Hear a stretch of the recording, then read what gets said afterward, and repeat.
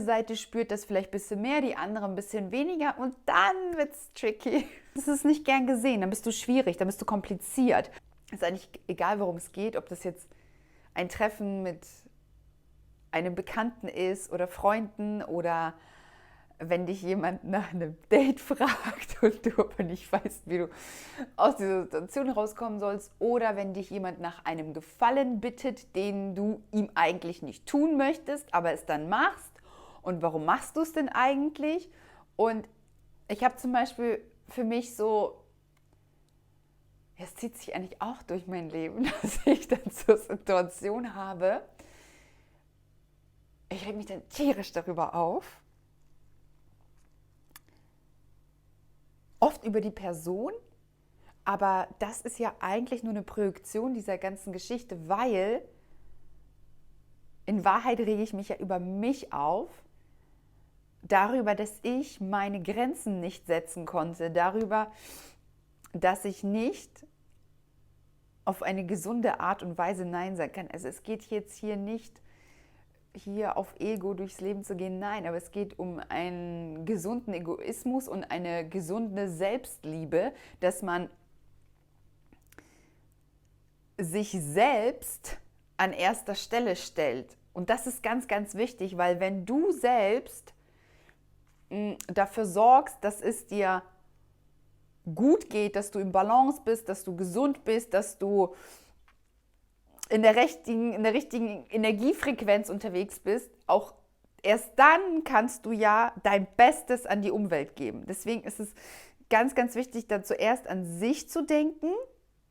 Desto mehr kann man ja auch geben. Wenn man aber in erster Linie nur an andere denkt und sich selbst vernachlässigt, führt das dann irgendwann dazu, dass man dann halt auch nichts mehr zu geben hat. Ne? Also ich habe zum Beispiel ganz oft Situationen gehabt, wo Menschen mich gefragt haben, ob ich mich mit denen treffen möchte. Ich verallgemeinere das jetzt. Das ist jetzt egal, ob es Dates sind oder einfach freundschaftliche Treffen mit Bekannten. Das können Menschen sein, die man irgendwie neu kennengelernt hat oder auch, die man neu kennengelernt hat und man vielleicht jetzt nicht so unbedingt den Draht hat, sich mit denen zu treffen. Oder es können auch Freundschaften sein, die man schon viele, viele Jahre hat, wo jetzt aber, sage ich mal, der Ofen so ein bisschen aus ist, weil also es muss ja nicht auch unbedingt was Schlimmes passiert sein, irgendwie ein Riesenstreit oder sowas. Es kann einfach nur sein, dass man sich dann unterschiedlich entwickelt hat und man sich nicht mehr so viel zu sagen hat. Die eine Seite spürt das vielleicht ein bisschen mehr, die andere ein bisschen weniger und dann wird es tricky. So, weil es ist ja dann so, ich habe so oft mich getroffen, obwohl ich das gar nicht wollte. Und warum? Weil es für mich, also grundsätzlich finde ich oder ich merke das sehr bei Interaktionen mit Menschen oder bei allem eigentlich, aber es geht ja jetzt darum, ob es dir Energie bringt oder ob das in einem Austausch ist oder ob du dich dann danach leer fühlst. Früher habe ich das nie verstanden. Ich habe mich einfach irgendwie wahllos getroffen mit irgendwem, bin nach Hause gekommen, war völlig fertig. Weil dann musste ich mich erstmal hinlegen, weil ich so erschöpft war. Aber warum? Ich habe das nicht verstanden. Heute weiß ich das. Und obwohl ich das weiß, kriege ich es nicht immer fertig, zu sagen, nee. Also es ist ja auch nicht richtig, dann zu sagen, ich habe keine Zeit. Es ist nicht authentisch, es ist nicht die Wahrheit. Also was soll das? Das ist so eine, wie nennt man das? Wenn man, Notlüge. Wenn man sozusagen sich, ja, wie soll man das da rauswickeln will quasi, aber gut raus, dabei gut aussehen, so ungefähr. Es ist für die andere Person nicht das Richtige und für einen selbst halt auch nicht. So, und dann, genau, treffe ich mich, obwohl ich im Vorhinein schon weiß, dass ich das gar nicht möchte, weil wenn ich nach dieser Interaktion mit dieser Person dann nach Hause komme, dann bin ich so leer. Also, das heißt nicht, dass diese Person schlecht ist oder irgendwas mit der nicht stimmt, darum geht es gar nicht. Aber wenn man einfach nicht so auf einer Ebene ist, dann ist das ziemlich auslaugend für einen.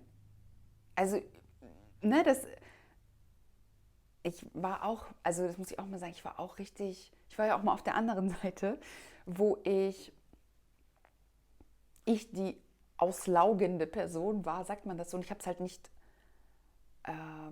verstehen wollen. Da fällt mir geradezu ein auch, okay, ich muss mich nochmal sammeln. Also, genau, ich treffe mich dann mit diesen Leuten, obwohl ich weiß, dass es mir schlecht gehen wird danach. Aber ich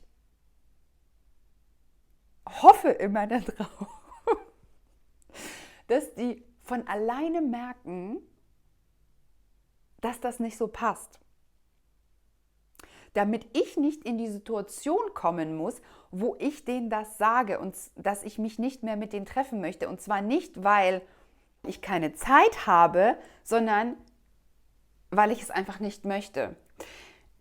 Ich kann aber sagen, weil ich ja auch mal auf der anderen Seite war, wo ich sehr needy war, wo ich sehr anhänglich war, und ich wollte auch das nicht merken, dass ich total anstrengend und nervig war, dass ich immer über die gleiche Suppe spreche, aber nichts in meinem Leben verändere, und auch in diesem Heulen da, oh ja, und ich bin hier die Arme und so, und ja, und ich wollte auch nicht akzeptieren und, wie soll ich sagen, nicht wahrhaben, dass dann vielleicht sich Leute mit mir nicht treffen möchten, weil die nicht auf dieser Ebene sind. Das wollte ich nicht akzeptieren, weil es zu schmerzhaft gewesen wäre. Ich wollte lieber so ein bisschen betüdelt werden. Und natürlich auch immer abgelenkt von einem selbst, abgelenkt von der Stille und so, weil dann könnte man ja mit Emotionen konfrontiert werden, die vielleicht jetzt nicht so toll sind. Dass es nicht passieren wird, dass dann irgendjemand sagt, ach so, ja, ich habe das gemerkt, wir sind energetisch gar nicht so auf einer Ebene, deswegen, ja. Also es gibt natürlich Leute, da verläuft sich das so ein bisschen und es ist cool, wenn man mal voneinander hört und so, aber wenn jemand dann so, ja, lass uns doch treffen und so, sorry, ich muss gerade mal, so, jetzt geht's weiter im Programm. Genau, also das wird nicht passieren, es ist auf jeden Fall meine Aufgabe, aber warum, oder die Aufgabe von jedem, dann letztendlich seine Grenzen zu setzen. Also, aber warum ist es denn so schwer? Ich weiß zum Beispiel, ich hatte vor nicht allzu langer Zeit eine Situation, da hat mich jemand, den ich nett fand, aber ich wollte, das ist für mich, gab es gar keine Basis, auf der ich mich hätte mit dieser Person irgendwie weiter treffen wollen oder so. Ich war auch der Meinung, dass ich nicht solche Signale gesendet habe. Aber diese Person hat so wie so eine kleine Spinne, hat sie mich da so eingewebt. Und am Ende also nach einem Date gefragt, was ich gar nicht wollte. Und dann habe ich gedacht, wie kam ich in diese Situation und wie komme ich da wieder raus? Und es war halt, weil ich jedes Mal nicht meine Grenze gesetzt habe. Und es ist so oft so. Und warum? Weil man dann unter dem Deckmantel dessen, dass man ja nicht möchte, dass der andere sich abgelehnt fühlt oder man den anderen nicht verletzen möchte, ja, solche Sachen, deswegen traut man sich dann nicht, Nein zu sagen, oder man möchte auch nicht, es gibt ja auch Leute, die einem dann so ein bisschen ein Gefühl von Schuld geben, wenn man denen zum Beispiel den Gefallen nicht tut, obwohl man jetzt quasi ganzen Planet Erde in die andere Richtung dafür drehen müsste, aber sie geben einem dann das Gefühl von Schuld und man macht das dann lieber, obwohl es Riesenumstände sind, statt zu sagen, nee, mache ich nicht und die Schuld, die du mir zuschieben willst, nehme ich nicht an, Punkt. Also, dass man sich da komplett abgrenzt. Und warum ist es so? Weil der wahre Grund dafür ist ja, dass jeder hat ja so, einige mehr, andere weniger, aber jeder hat ja so ein bisschen dieses Everybody's Darling sein, von allen gemocht werden, weil der Mensch hat ja von Natur aus Angst davor, abgelehnt oder abgestoßen zu werden.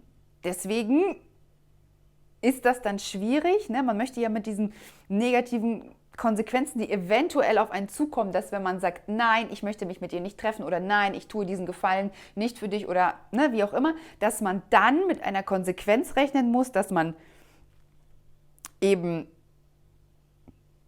als nicht gut, als böse, als querulant oder so abgetan wird. Schwierig auch, weil ich weiß zum Beispiel immer, dass wenn ich das gemacht hatte in der Vergangenheit, dann ist es nicht gern gesehen, dann bist du schwierig, dann bist du kompliziert, weil du dann nicht so, wie soll ich sagen, funktionierst, wie jemand anderes dich gern hätte. Und das ist unangenehm, vor allem wenn man jetzt noch nicht so super gefestigt ist im Inneren mit sich selbst, dann kann das einen schon ganz schön zum Wanken bringen, wenn dann jemand sagt, vor allem je näher die Person steht, desto heftiger ist das natürlich auch. Wenn dir dann jemand sagt, ja, ne, du bist jetzt nicht mehr gut, weil du nicht mehr das machst, was ich gerne hätte. Oder es kann zum Beispiel auch, wenn dich hier dann jemand nach einem Treffen fragt und du das aber ablehnst, aber du trotzdem irgendwie noch dieser Person über den Weg läufst, sei es auf der Arbeit oder im Fitnessstudio oder weiß ich was, wo, ist egal. Das heißt, es kreuzen sich noch die Wege, dann kann das so ein bisschen unangenehmes Gefühl werden, wenn man dann, weil man denkt, oh, guck mal, der findet mich jetzt doof und oh, ich weiß auch nicht und das ist irgendwie so ein bisschen komische Stimmung. Aber letztendlich hat man als erwachsene Person ja nur für sich selbst eingestanden und seine Grenzen gesetzt. Und man muss dabei ja auch nicht unfreundlich werden oder irgendwie jemandem blöd kommen oder sagen, oh ja, du bist hier irgendwie nicht gut genug für mich oder was. Darum geht es ja gar nicht, sondern dass man einfach sagt, du, ich möchte mich auf mich selbst fokussieren und ich habe jetzt nicht die Ressource, weil keine Zeit ist immer so ein... Zeit schafft man, ne? So. Aber letztendlich ist es ja, man hat Prioritäten und dann fällt die Person eben nicht in diese Priorität, weil man halt seine Ressource anders verteilt. Und letztendlich, man hat dann ja auch Angst, diese Person ist dann beleidigt oder hier und da. Und das sind so Sachen, das hat ja mit einem selbst viel mehr zu tun als mit der anderen Person. Weil wenn sie beleidigt ist oder damit nicht umgehen kann wie ein erwachsener Mensch, ist das deren Problem. Dann den Schuh muss man sich halt nicht anziehen, aber da muss man sich auch halt eben vorher frei machen von und sagen, ja, okay, ich habe jetzt meine Grenzen gesetzt und das war's. Weil letztendlich der Punkt ist, man kann halt sein Leben lang dieses Everybody's Darling sein und dann jedem Gefallen tun und bloß niemandem irgendwie in die Quere kommen oder so, aber womit wird das Ganze ja bezahlt? Mit der eigenen Energie am Ende des Tages, die man ja ganz anders nutzen könnte. Ja, und deswegen, es ist halt, es ist eine wichtige Entscheidung, die man dann immer wieder aufs Neue für sich trifft. Weil ich habe das zum Beispiel auch gemerkt, ich habe dann irgendwann gemerkt, das ist ja richtig Energieverschwendung, dass ich viel zu viel Energie verliere für solche Situationen, um mich auch danach dann noch aufzuregen. Das arbeitet ja auch alles in einem, wenn man sich getroffen hat. Ich brauche erstmal voll viele Tage, um wieder zu mir zu kommen und so. Und das ist voll der falsche Fokus, voll die falsche Richtung für einen selbst. Also es geht ja wirklich darum, diese Energie, die man hat, die man zur Verfügung hat, richtig zu nutzen. Es gibt ja natürlich auch Treffen, wenn man sich mit jemandem trifft, dann kommst du nach Hause und das meine ich jetzt nicht, weil man gerade verliebt ist oder so, sondern einfach ein normales, platonisches Treffen mit einer Person. Und du kommst dann nach Hause und du fühlst dich voll aufgeladen, inspiriert und denkst, wow, ich könnte Berge versetzen, jetzt mache ich dies und das. Das ist das Richtige. Also da kann man auch gerne wieder sich treffen, mit dieser Person austauschen, da entstehen kreative neue Ideen und so weiter. Das ist der Weg, aber nicht aus Pflichtgefühl und weil man dann Angst hat vor nicht gemocht werden, vor negativen Konsequenzen, sich mit Menschen treffen oder das über sich ergehen lassen. Und das merkt man auch zum Beispiel, wenn ich mich mit jemandem treffe, wo es für mich einfach total im Flow ist, dann vergeht die Zeit wie im Flug. Wenn ich mich aber mit jemandem treffe, mit dem es mir jetzt nicht so komfortabel ist, aus verschiedensten Gründen, dann gucke ich immer auf die Zeit und denke, oh Gott, es sind gerade mal 20 Minuten um. Und das kann ja nicht sein. Also,